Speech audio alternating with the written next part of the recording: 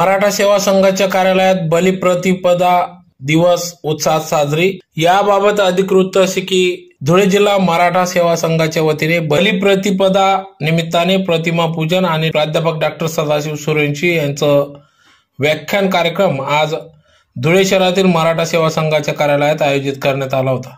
कार्यक्रमाच्या सुरुवातीला जिजाऊ वंदना झाल्यानंतर महासम्राट बळीराजा यांच्या प्रतिमेचे पूजन प्राध्यापक डॉक्टर सदाशिव सूर्यवंशी यांच्या हस्ते करण्यात आले, तर राजमाता जिजाऊंच्या प्रतिमेचे पूजन सुलभाताई कुवर, नूतनताई, अलकाताई बोरसे, सुरेखाताई नांद्रे, वैशालीताई साळुंके यांच्या हस्ते करण्यात आले, तर छत्रपती शिवरायांचे प्रतिमेचे पूजन साहेबराव देसाई, प्राध्यापक वाय.एल. पाटील, प्राध्यापक नवनीत पाटील, जे.बी. भामरे, युवराज मंडाले, पी.एन. पाटील, राजूदादा मोरे, प्राध्यापक महेंद्र व्यास, भाऊसाहेब सोनवणे, डी.ए. पाटील यांच्या हस्ते करण्यात आले।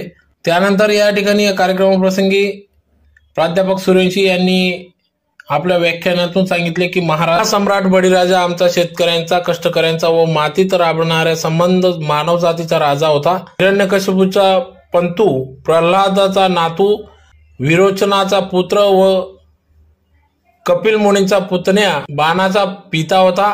9 खंडांचे त्यांचं राज्य अफगाणिस्तानच्या बलुचिस्तान पासून ते मलेशियाच्या बाली बेटापर्यंत विस्तारलेलं होतं। बडीच्या राज्यात प्रजा सुखी समाधानी होती व आनंदाने सुशासनात नांदत होती। या वसुंधरेच्या पाठीवरील हा पहिला चक्रवर्ती राजश्री व पहिला छत्रपती होता। बळीराजांबद्दल पुराण, वामन पुराण व श्रीमद भागवत पुराणात एकूण 4 कथा आलेल्या आहेत।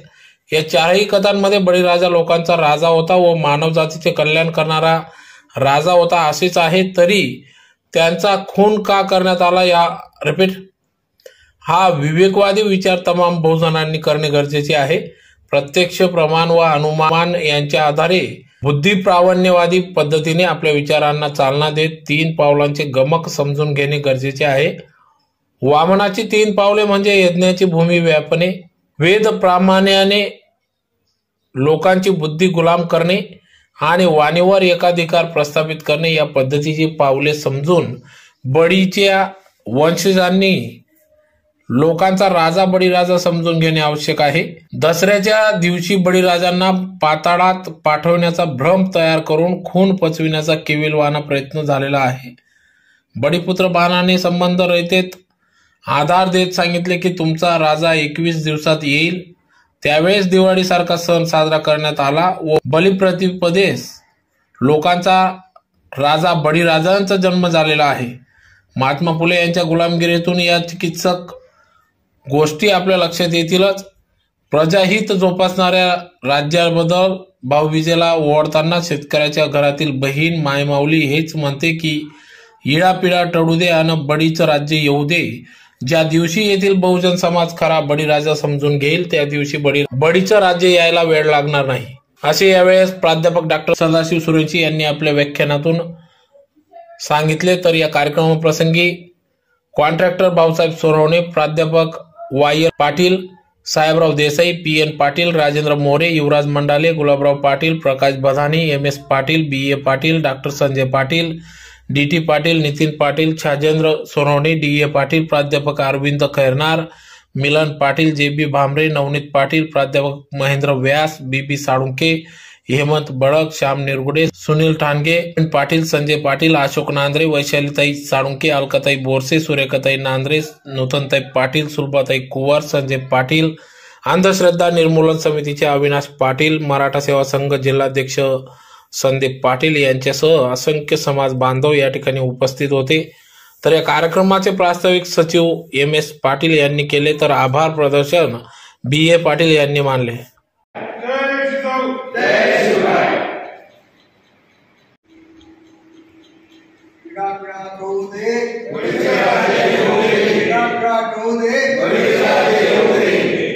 महासम्राट बळीराजांचा विजय हो।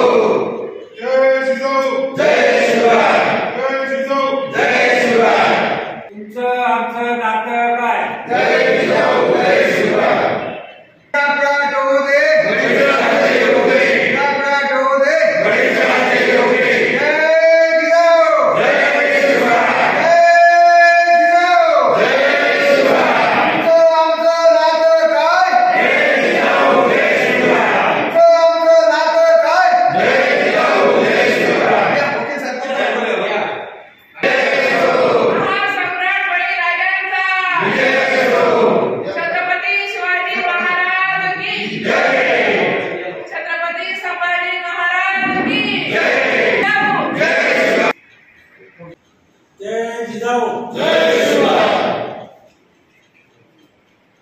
पिढा पिढा येऊ दे. येऊ दे. पिढा पिढा करू दे. बळीचं राज्य येऊ दे.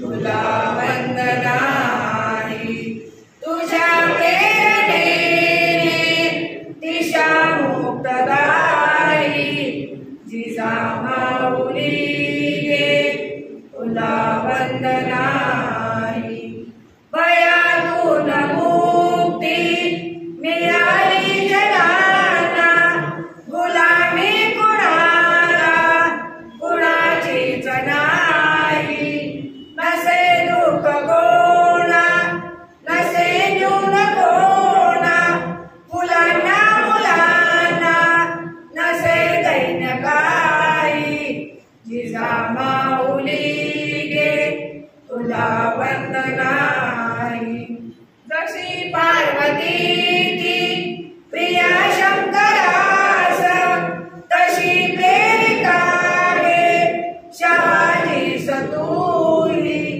जसा संविभागी बळी पूर्वकाळी शिवाजी जनांच्या तसे चित्त देई जिजामाऊली गे तुला वंदनाही तुझ्या संस्कृतीने तुझ्या जागृतीने प्रकाशात नाती मनेही प्रवाही तुला वंदितांना सुखी अंग अंग खरा धर्माता शिवाचाच पायी खरा धर्माता शिवाचाच पायी जिजामाऊली गे तुला वंदनाही जिजामाऊली गे तुला वंदनाही कक्षांचे मान्यवर या ठिकाणी उपस्थित आहेत.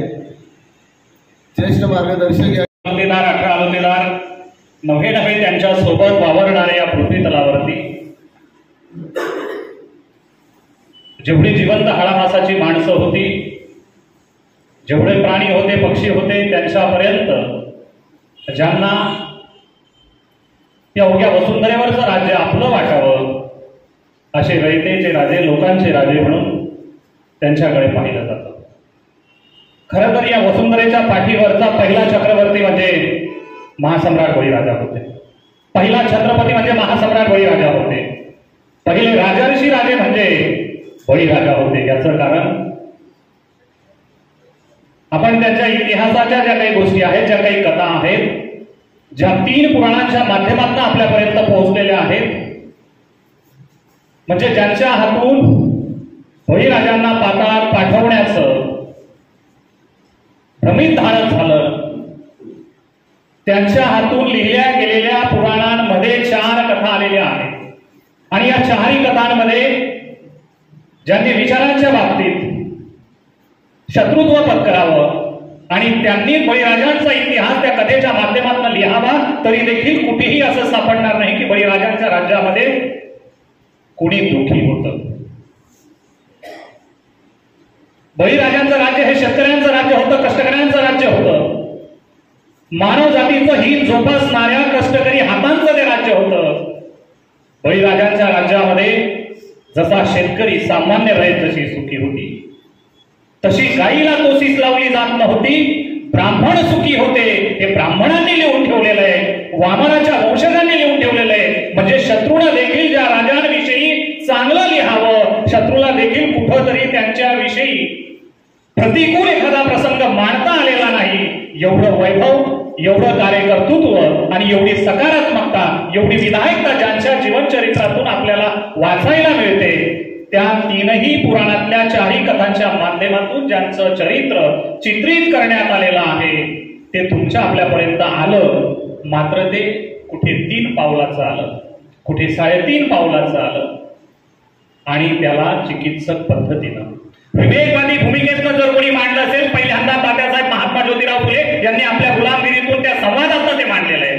आणि पुन्हा तोच विवेकवाद आपल्या बुद्धिप्रामाण्यवादातून पुढे जर मांडला असेल तर बळीवंशाच्या माध्यमातून डॉक्टर आह साळुंखे यांच्या माध्यमातून मांडला गेलेला आहे. आणि तो सुविचार ही पुस्तकं, ही साहित्य परंपरा तुमच्या आपल्यापर्यंत पोहोचली आणि त्या परंपरेमध्ये त्यांनी असं नमूद केलंय की ज्या दिवशी इथल्या बहुजनांना बळीराजांचं कार्यकर्तृत्व समजेल, खरा राजा कोण होता, आपला खरा देव कोण होता हे ज्या दिवशी समजेल त्या दिवशी इथं बळीचं राज्य आल्याशिवाय राहणार नाही. आणि डॉक्टर आबा साळुंखे सरांनी नमूद केलेला आहे. ज्या पद्मपुराणामध्ये 2 कथा आलेल्या आहेत. पहिली कथा शंकरांनी पार्वतीला सांगितलेली आहे. दुसरी कथा श्रीकृष्णानं युधिष्ठिरांना सांगितलेली आहे. पद्मपुराणातल्या ह्या 2 कथा. वामन पुराणात श्रीकृष्ण आदितीला सांगतात आणि श्रीमद भागवत पुराणामध्ये व्यासपुत्र शुकानं राजा परीक्षितला ती कथा सांगितलेली आहे. अशा या 4 कथांच्या माध्यमातून कुठं 3 पावलं, कुठं 3.5 पावलं आली. ती पावलं कोणती होती आणि ती कशी होती? एक कथेचा जर आपण मागोवा घेतला तर त्याच्यामध्ये पहिल्या म्हणजे शंकरांनी पार्वतीला सांगितलेल्या कथेमध्ये बळीराजांविषयी ते म्हणतात. जे बळीराजा हिरण्यकश्यपाचे पंतू होते, प्रल्हादाचे नातू होते, विरोचनाचे पुत्र होते, कपिल मुनींचे पुतणे होते. कपिल मुनी म्हणजे ज्यांना सांख्यशास्त्राचे प्रवर्तक मानलं जातं, ज्यांनी 4 आश्रम सांगितले, ज्याच्यामध्ये ब्रह्मचर्य आश्रम असेल, वानप्रस्थ आश्रम असेल किंवा संन्यासाश्रम असेल, अशी ती काही 4 आश्रम सांगितली. या 4 आश्रमांचे प्रवर्तक, सांख्यशास्त्राचे प्रवर्तक कपिल मुनी, त्यांचा पुतण्या म्हणजे बळीराजा होते आणि बाणासुराचे पिता म्हणजे बळीराजा होते. आणि या बळीराजाची कथा मांडत असताना शंकरजी पार्वतीला सांगतायत की ज्या इंद्राच्या दरबारामध्ये जय आणि विजय द्वारपालानं ज्या ऋषींना अडवलं, मग ऋषी श्राप देतात आणि त्यानंतर एकतर तुला पृथ्वीवर जाऊन 7 जन्म तिथं माझा भक्त म्हणून राहावं लागेल किंवा 3 जन्म माझा शत्रू म्हणून राहावं लागेल. आणि त्या जय विजयचं मग हिरण्याक्षाने हिरण्यकश्यप असा त्यांचा जन्म, ज्या हिरण्याक्षानं पृथ्वी उपटण्यापर्यंत ज्याचा पराक्रम होता, दैत्यांचा राजा मानला गेलं, मात्र या पृथ्वीवरती महापराक्रम करणारे हिरण्याक्ष होते. हिरण्यकश्यप ज्यांच्यासाठी नृसिंहाचा अवतार घ्यावा लागला, हिरण्याक्षासाठी वराहाचा कच्छचा अवतार घ्यावा लागला विष्णूला. आणि त्यानंतर ज्या प्रल्हादांनी आपल्या आजोबांना विचारावं, म्हणजे प्रल्हाद आजोबा त्यांना बळीराजांना विचारावं, नातवांना आजोबांना विचारावं की विष्णू कोण होता. एवढ्यावरनं आजोबांनी त्यांचं राज्य नष्ट होईल किंवा तू भ्रष्ट होशील, शील भ्रष्ट होशील असं जे काही सांगितलं, असा कुठला आजोबा असेल या जगामध्ये की आपल्या नातवाला श्राप देणारा असेल, की नातवाचं वाईट व्हावं हे चिंतिणारा फक्त विष्णू कोण आहे.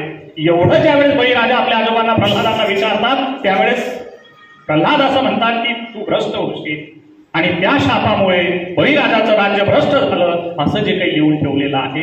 याच्यावरती तुम्हा आपणा सर्वांना विवेकवादी भूमिकेतनं बघणं गरजेचं आहे. काय होती विवेकवादी भूमिका? ज्या चारवाकच्या काळामध्ये विवेकवाद हा प्रत्यक्ष प्रमाण अधिक अनुमान याच्यावरती आधारलेली आपली परिकल्पना म्हणजे विवेकवाद होता, ज्याचं स्वरूप आज आधुनिक काळामध्ये बुद्धिप्रामाण्यवाद म्हणून ओळखलं जातं. हा बुद्धिप्रामाण्यवाद, हा विवेकवाद म्हणजेच आपण प्रत्यक्ष पुरावा, प्रत्यक्ष प्रमाण ज्याला आपण पुरावा म्हणून संबोधतो, त्या पुराव्यांच्या आधारे, त्या प्रमाणाच्या आधारे आपल्याला अनुमान काढता आला पाहिजे. आणि तो अनुमान काढून ज्यावेळेस एखादा तर्क आपण मांडत असतो, त्या गोष्टीवरती आपण विश्वास ठेवत असू, म्हणजे ती पाहिलेली गोष्ट, अनुभवलेली गोष्ट आपल्या ज्ञानेंद्रियाच्या साह्याने ज्यावेळेस आपण सत्य मानत असू त्याला म्हटलं जातं सत्याचा शोध घेणं. नाहीतर आपल्या धर्मसंकल्पना सत्याचा शोध घेता घेता आपल्याला जादू आणि चमत्काराच्या संकल्पना आपल्या समोर ठेवू लागल्या आणि देवानी मारलं, देवानी पाताळात घातलं म्हणजे बळीराजांचं नक्कीच काहीतरी चुकलं असेल अशा भ्रमित कल्पना आपल्यामध्ये निर्माण करून खऱ्या अर्थानं आमच्या बहुजनांच्या राजाला, बहुजनाच्या दैवताला बदनाम करण्याचं काम या 3ही पुराणांच्या माध्यमातून आलेल्या 4ही कथांच्या माध्यमातून झालेलं आहे. बळीराजा यांना वंदन करून आज खऱ्या अर्थाने म्हणजे बली प्रतिपदा जी आहे ती नेमकी काय आहे हे आपल्याला सर्वांना त्या ठिकाणी लक्षात आलं. बापूसाहेबांनी जे सांगितलं त्या ठिकाणी की याचं म्हणजे समाजाला जागृती करण्याची आवश्यकता आहे, गरज आहे. मला तरी असं वाटतं की आपण जर सर्व त्या ठिकाणी नियोजन केलं तर जे काही असे काही कार्यक्रम जे काही येतात, जे काही रूढी परंपरानुसार आपले काही कार्यक्रम उपक्रम आपण त्या ठिकाणी पारंपरिक पद्धतीने साजरे करतो, त्याच्या पूर्वी 15 दिवस जर जागृती म्हणून त्या ठिकाणी असे उपक्रम घेण्याचा प्रयत्न झाला तर निश्चित त्या ठिकाणी जे काही कृती कार्य करण्याची गरज आहे ते काहीतरी त्या ठिकाणी म्हणजे त्याची फलनिष्पत्ती होऊ शकते असं मला वाटतं. आज आपण पाहतो सूर्यवंशी सरांच्या बोलण्यातून जे काही त्या ठिकाणी आलेलं आहे की आज म्हणजे या ज्या काही गोष्टी आहेत या सर्व लपवून ठेवून सर्व धार्मिकतेला महत्त्व देऊन कशी धार्मिकता पसरवली जाते आपण आजही पाहतो की धार्मिकतेचा केवढा उच्छाद मांडला जातोय आणि तो उच्छाद उद्या परवापासून 15 तारखेपासून धुळे शहरामध्ये देखील सुरू होणार आहे. धुळे शहरामध्ये सुरू होणारा जो उच्छाद आहे त्या ठिकाणी आणि कोण उच्छाद मांडते, सुरेश सरांनी जे सांगितलं की जे महाराज सांगतात त्या ठिकाणी की बेलाच्या पानाला मध लावा आणि पिंडीवर त्या ठिकाणी ठेवा म्हणजे तुमच्या मुलांना काही अभ्यासाची गरज नाही, तुमची मुलं आपोआप पास होतील हे असं सांगितलं जातंय. म्हणजे बहुजन समाज किती अंधश्रद्ध बनला पाहिजे, त्यांची मुलं कशी अभ्यासापासून वंचित झाली पाहिजे हे अशा प्रोग्राममधून कथांमधून त्या ठिकाणी बिंबवलं. त्या ठिकाणी ते वाट पाहू शकतात जे सरांनी सांगितलं. मी फक्त थोडक्यात बोलतो, ती परिस्थिती आजही तीच चालू आहे की ते फक्त वाट पाहत आहेत त्या ठिकाणी की समाज किती अज्ञानामध्ये घेऊन जाता येईल. एक साधी आणि सोपी गोष्ट आहे. बऱ्याच ठिकाणी त्या ठिकाणी भेदाभेद स्पृश्य अस्पृश्यता या मंडळीकडून आजही त्या ठिकाणी शिकवली जाते, पण या मंडळींना मात्र दक्षिणारूपी सर्वांचं चालतं. त्यांना मेल्याच्या ठिकाणचं चालतं, त्यांना त्या ठिकाणी काय तिथं कोणती अडचण येत नाही. तुमच्या घरामध्ये काय झालं ते माहीत नाही, किती दुःख झालं माहीत नाही, किती तरुणावस्थेतली व्यक्ती जरी निघून गेली तरी माहीत नाही. तुमच्या घरात दुःख बाजूला ठेवा, पण आमच्यासाठी काय असेल ते द्या. आणि आपला समाज बहुजन समाज आंधळेपणाने हे चालू ठेवतो, दुःख बाजूला आणि यांना नवरदेव सजवायचं ही जी पद्धत आहे ती त्यावेळेपासून ते आजपर्यंत चाललेली आहे. समाज फक्त माना डोलवण्याचं काम करतो, प्रत्यक्षात विवेक मात्र झोपलेला आहे. ही जी व्यथा सूर्यवंशी सरांनी मांडली तो विवेक जागृत करण्याचं काम समाजाचं आहे. आणि म्हणून असे जे काही विधी परंपरानुसार जे काही कार्यक्रम असतील त्याच्या पूर्वी आपण त्या ठिकाणी जर असं जागृती जर झाली तर कदाचित निश्चितच त्या ठिकाणी कृतीमध्ये परावर्तित ती होईल असं मला वाटतं. आणि आजचं सूर्यवंशी सरांचं व्याख्यान जे काही निश्चितच मनावर परिणाम करणारे, विचार करणारे आणि असं उद्बोधन त्या ठिकाणी यापुढे देखील करण्याचा प्रयत्न राहील. आपण मोजके जरी असलो तरी खऱ्या अर्थाने समाजाचे विचारवंत घटक आहात. आणि म्हणून आपल्या सर्वांचं आभार व्यक्त करण्यापूर्वी सूर्यवंशी सरांनी जे काही आपल्यासमोर मनोगत व्यक्त केलं ते मनोगत त्या ठिकाणी म्हणजे केवळ 20 मिनिटं त्यांनी मांडलं, पण ते 20 मिनिटं म्हणजे केवळ 20 मिनिटात मांडलेलं नाही. याच्या आधी त्यांचे जवळपास 2000 तास त्या ठिकाणी खर्च झाले असतील, जवळपास 200 तास खर्च झाले असेल, किमान 20 तास खर्च झाले असेल. ही जी तपश्चर्या आहे त्या तपश्चर्येतून त्यांनी फक्त ब्रीफिंग आपल्यासमोर 20 मिनिटात सादर केलं. त्याच्या मागची तपश्चर्या फार मोठी आहे आणि तपश्चर्या समाजाची जागृती होण्यासाठी आहे. त्या तपश्चर्येबद्दल त्याच्या मुखातून त्याची वाणी त्या ठिकाणी बाहेर पडली, त्यासाठी त्यांच्या परिश्रमाबद्दल त्यांचं आभार मानले तेवढे थोडेच आहे. म्हणून सूर्यवंशी सरांचं लाख लाख त्या ठिकाणी आभार व्यक्त करतो. आणि आजचा कार्यक्रम व्हावा यासाठी सेवा संघाचे अध्यक्ष दादासाहेब संदीपजी पाटील, बापूसाहेब यशवंत पाटील, संजय पाटील, या सर्व PN पाटील सर, राजेंद्र दादा मोरे या सर्वांनी जे त्या ठिकाणी प्रयत्न केला आजचा कार्यक्रम घडवून आणला याबद्दल यांचं देखील मी आभार व्यक्त करतो. आणि आपण उपस्थित झाला, जरी आपली काही कामाची घाईगर्दी असेल, वेळ असेल नसेल तरी देखील आपण या ठिकाणी आला. असं आजच्या दिवशी अगदी मोजक्या वेळेमध्ये आपण जमलो असं प्रत्येक वेळेस आपल्याला ग्रुपला मेसेज आला म्हणजे आपण जर उपस्थित राहिला तर कमी वेळामध्ये कार्यक्रम चांगला होईल एवढी अपेक्षा व्यक्त करतो. आणि पुन्हा आपल्या सर्वांचा आभार व्यक्त करतो. जिजाऊवंदना सादर केलं नूतनताई, सुभाताई यांचं मी आभार व्यक्त करतो. पुनश्च आयऱ्यांचं नेहमी सहकार्य असतं, आपल्या मंडळींचं सर्वांचं सहकार्य असतं, फोटोग्राफ मीडिया यांचं सर्वांचा आभार मानून मी या ठिकाणी थांबतो. धन्यवाद.